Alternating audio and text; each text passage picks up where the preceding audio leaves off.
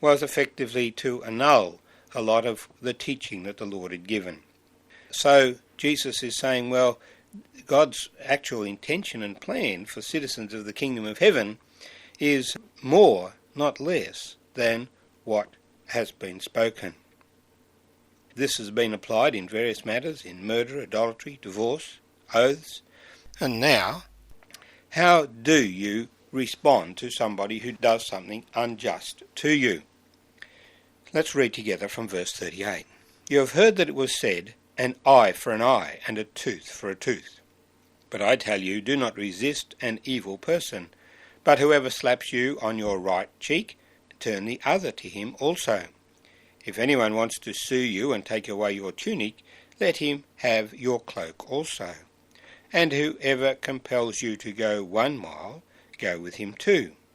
Give to him who asks you, and from him who wants to borrow from you, do not turn aside. You have heard that it was said, you shall love your neighbour and hate your enemy. But I say to you, love your enemies, bless those who curse you, do good to those who hate you, pray for those who spitefully use you and persecute you, that you may be sons of your Father in heaven. For he makes his sun rise on the evil and on the good, and sends rain on the just and on the unjust. For if you love those who love you, what reward do you have? Do not even the tax collectors do the same? And if you greet your brethren only, what do you have more than others? Do not even the tax collectors do so? Therefore you shall be perfect, just as your Father in heaven is perfect. And may the Lord bless his word to us. Well, this last verse is the principle of where we're going. Perfection. You shall be perfect, just as your Father in heaven is perfect. It is in a sense a prophetic statement. When we come into God's presence as people and become sons of God, then we shall be perfect, just as our Father in heaven is perfect. And we shall live according to the principles that Jesus is laying down in this passage. But now it is a challenge for us that we should behave in this way. But let's go back to verse 38. You have heard that it was said, an eye for an eye and a tooth for a tooth. This comes from Exodus chapter 21. It says that if there's a fight and someone's hurt, then there are 2 outcomes. Sometimes there's lasting harm, and sometimes there is not lasting harm. So you have a time after the fight to see what the outcome is. And if there is lasting harm, verse 23, then you shall give life for life, eye for eye, tooth for tooth, hand for hand, foot for foot, burn for burn, wound for wound, stripe for stripe. Now, this seems to say that the penalty shall match the crime.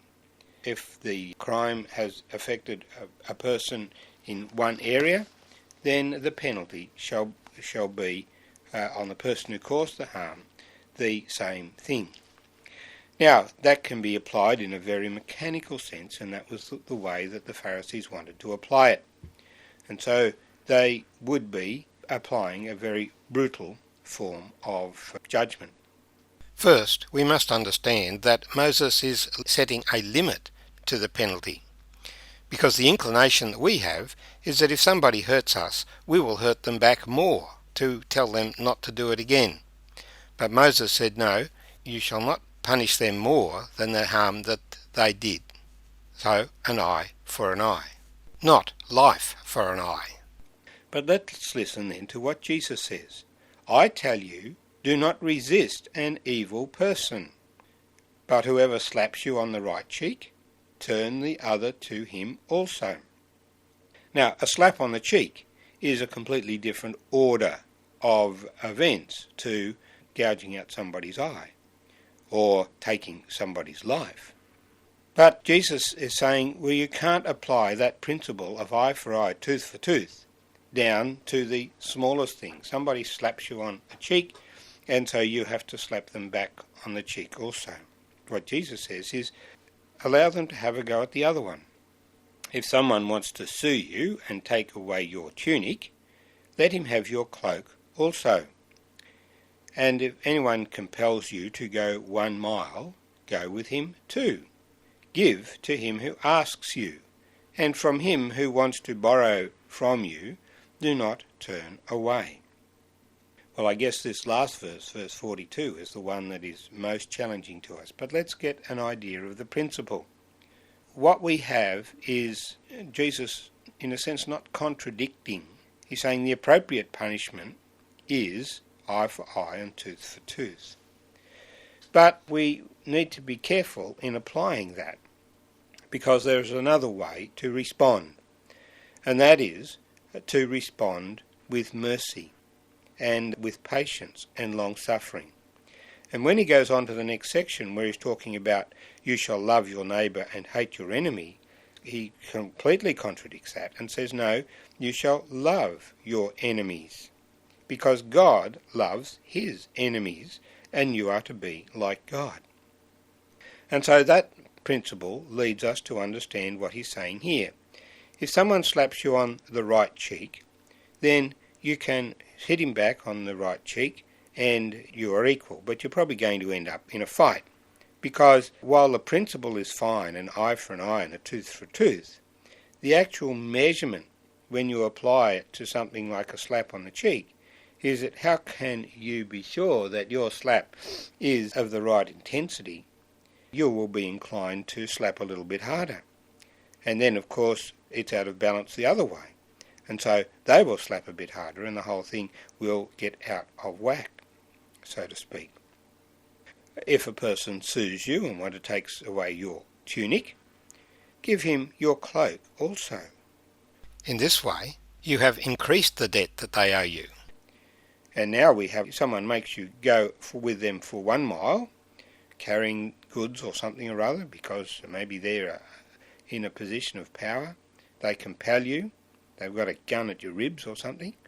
Then you say, oh, well, that's all right. I've done what you've asked. Let me carry it to you for another mile. Now, these are small things. They're things of inconvenience. Or maybe if you've lost your tunic and cloak, it may be a little bit more inconvenient. But what Jesus is saying is that this principle of an eye for an eye and a tooth for a tooth can't be applied in every situation. Rather, we should be thinking about opportunities to do good, that we might have an opportunity to demonstrate the goodness of God. For we are to be like God. Our righteousness is to exceed the righteousness of the scribes and Pharisees.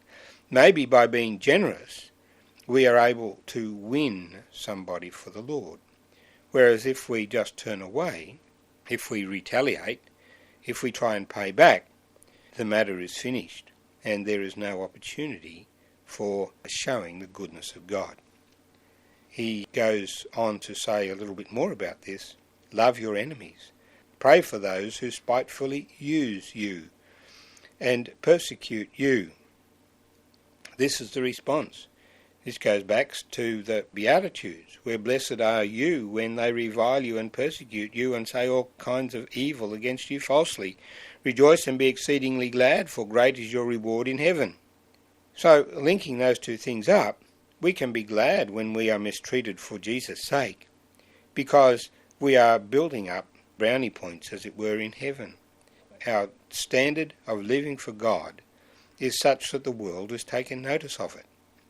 And now we are instructed to pray for those who abuse us, who persecute us, who misuse us, spitefully use us is the phrase, so that we might be sons of our Father in heaven. And that's what our goal is.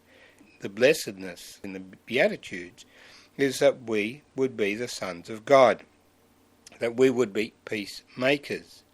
Now, a peacemaker is one who doesn't retaliate in the battle, but rather responds in a way that will generate peace or would promote peace. And this is what Jesus is asking us to do. Because there's no merit in just loving those who love you. Anyone will do that. Everyone kind of responds nicely to those that they think they can get an advantage out of.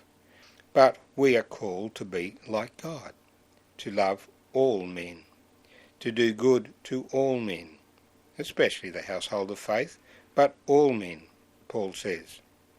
Be perfect, just as your Father in heaven is perfect.